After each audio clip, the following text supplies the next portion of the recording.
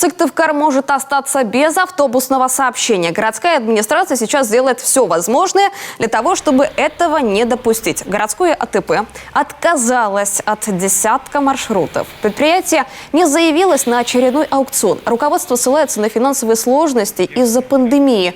Мэрия в экстренном порядке ищет варианты решения проблемы.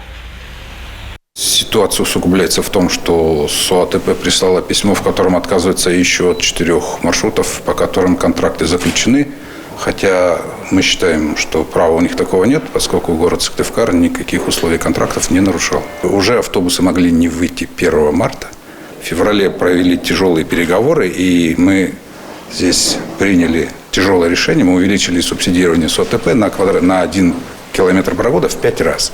Перевозчики независимые, с которыми мы ведем переговоры, они готовы довольно быстро закрывать маршруты, где не требуются большие автобусы.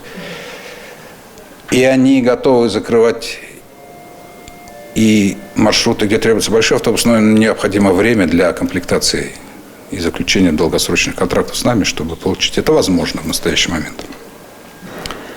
На мои просьбы о том, что мы должны 2-3 месяца переходного периода, нам не отвечено. То есть ситуация абсолютно тупиковая. Маршруты номер 1 и 15 уже подхватили частники. Стоимость проезда в соответствии с региональными нормативными документами 23 рубля.